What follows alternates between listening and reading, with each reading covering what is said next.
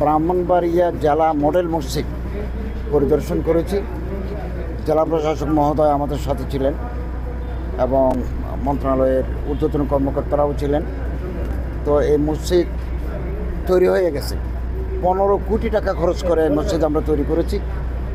কিছু ত্রুটি বিচ্যুতি আছে, এগুলো প্রয়োজনীয় নির্দেশনা দেওয়া হয়েছে এবং এগুলো ঠিক করে দেবেন। ঠিকাদারের সাথে কথা হয়েছে, ইঞ্জিনিয়ারের সাথে কথা হয়েছে এবং আগামী 1-2 মাসের মধ্যেই ওনারা মসজিদটা ইসলামিক ফাউন্ডেশনকে হস্তান্তর করবেন এবং এই মসজিদে মাল্টিপারপাস কাজ হবে। যেমন পুরুষদের নামাজের ব্যবস্থা আছে, প্রায় 1200 মানুষ একসাথে নামাজ আদায় করতে পারবে।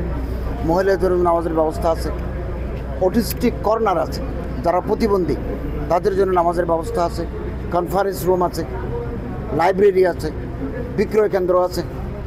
আর কোনো মানুষ মারা গেলে তাদের গোসল করানোর একটা সিস্টেম এখানে আছে, আধুনিক সিস্টেম। আবার কোনো গণ্যমান্য ব্যক্তি, কোনো আলেম, কোনো দরবেশ যদি এলাকায় আসেন, ওনাদের থাকার একটা অতিথিশালাও এখানে আছে। এটা কেবল মসজিদ নয়, এটা একটা কালচারাল সেন্টারও বটে।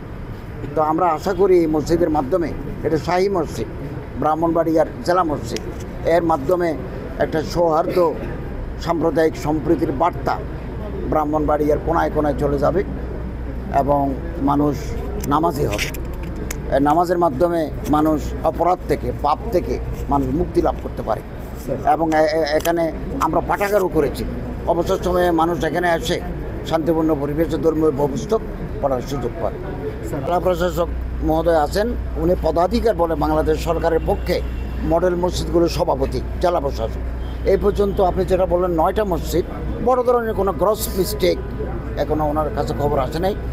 ছোটোখাটো ত্রুটি বিচ্যুতি আছে, এগুলো ঠিকাদার এবং ইঞ্জিনিয়ারকে ডেকে এগুলো সংশোধনের ব্যবস্থা হচ্ছে। জামিয়া ইউনুসিয়ায় ছাত্র শিক্ষক সমাবেশে আমি বক্তব্য রেখেছি। ওখানকার মুরব্বীরা আমার কাছে একটা দাবিনামা দিয়েছেন। আমি এই দাবিনামাটা সরকারের ঊর্ধ্বতন কর্তৃপক্ষের কাছে পৌঁছে দেব। ওনারা এটাই সরকারের যে সিদ্ধান্ত যারা গ্রহণকারী কর্তৃপক্ষ, ওনারা বিবেচনা করবেন, ওনার হাতে আমি পৌঁছে দেবো, একথা আমি ওখানে ঘোষণা করেছি।